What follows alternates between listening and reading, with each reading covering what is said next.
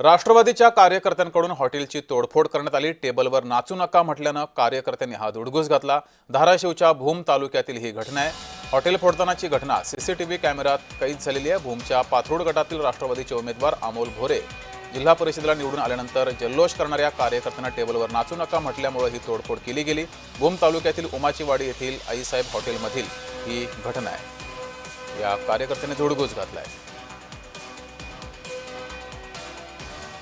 रात्री 10:30च्या दरम्यानमध्ये 4-5 जण जेवायला आले। राष्ट्रवादीची विजय रॅली चालू होती। त्याच्यानंतर 4-5 जण इथे जेवायला आले। दत्ताभाऊ भोरेंचे कार्यकर्ते होते ते, आणि विजय रॅली चालू असताना 4-5 जण आले ते जेवण करण्यासाठी। मग टेबलवर उभं राहून ते नाचत होते। मग त्यांना म्हणलं बाकीच्या गिरायकांना डिस्टर्ब होऊ नये, हे तुम्ही नाचू नका, तुम्ही जेवण करा, हे करा। मग इथनं ते निघून गेले। निघून गेल्याच्या नंतर 5-25 लोक 15-20 मिनिटांनी 5-25 लोक घेऊन आले आणि पूर्ण हॉटेलचे तोडफोड केले। आमच्या महिला कामगाराला मारहाण केली, आमच्या ह्यांना पूर्ण मारहाण केली आणि पूर्ण हॉटेलचे टोटल लॉस करून गेले।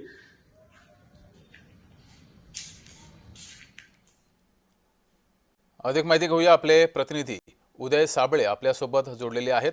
उदय, ही मारामारी हाणामारी झालेली आहे, हॉटेलची तोडफोड करण्यात आलेली आहे। या प्रकरणी पोलिसांनी काही गुन्हा नोंदवून घेतलेला आहे का? कारवाईला सुरुवात झाली आहे का?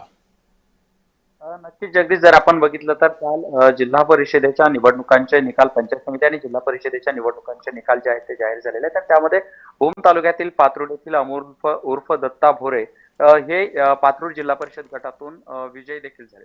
आणि खरं तर त्यांचे कार्यकर्ते जे आहेत, राष्ट्रवादी काँग्रेस पक्षाचे कार्यकर्ते, हे उमाचीवाडी येथील हॉटेल आईसाहेब येथे संध्याकाळच्या वेळी जेवण करण्यासाठी गेले होते आणि त्या ठिकाणी टेबलवरती नाचू नका म्हणून जे आहे ते हॉटेल चालकाने त्यांना सांगितल्यानंतर त्यांना त्या गोष्टीचा राग आला आणि त्यानंतर त्यांनी जे हॉटेलची आहे ती मोठ्या प्रमाणात तोडफोड केलेली आपल्याला बघायला मिळते। नक्कीच जगदीश, जर आपण या प्रकरणाकडे जर बघितलं तर हॉटेल चालकांकडून जे आहे त्या या संदर्भामध्ये अजून तक्रार देण्यात आलेली नाहीये आणि पोलिसांमध्ये अजून कोणतीच तक्रार दाखल झाली नसल्याची आपल्याला माहिती मिळते। जी, मात्र अद्यापही तक्रार दाखल झाली नाहीये। सीसीटीव्ही समोर आलेले आहेत, व्हिडिओ समोर आलेला आहे। पोलिसांनी या प्रकरणी स्वतःहून काही कारवाई सुद्धा केली नाहीये, त्यामुळे दबाव आहे का पोलिसांवर, अशी ही चर्चा सुरू आहे। याबाबत काय माहिती आहे? नक्कीच जगदीश, जर आपण बघितलं तर जे सीसीटीव्ही आहेत त्या सीसीटीव्ही मध्ये जी घटना आहे ती संपूर्ण घटना कैद झालेली आपल्याला बघायला मिळते। जसं की जे हॉटेलची तोडफोड करणारे ते गाड्यांमधून येत आहेत, त्या ठिकाणी हॉटेलची तोडफोड करतायत आणि त्या ठिकाणी काही कर्मचाऱ्यांना मारहाण झाल्याची देखील हॉटेल चालकाने आपल्याला माहिती दिलेली आहे। मात्र या जर सगळ्या गोष्टी आपण बघितल्या तर अजूनही या संदर्भामध्ये कोणताही गुन्हा दाखल झाला नसल्याची आपल्याला माहिती मिळते। जगदीश, हॉटेल चालकाचं नेमकं काय म्हणणं या सर्व तोडफोडीनंतर?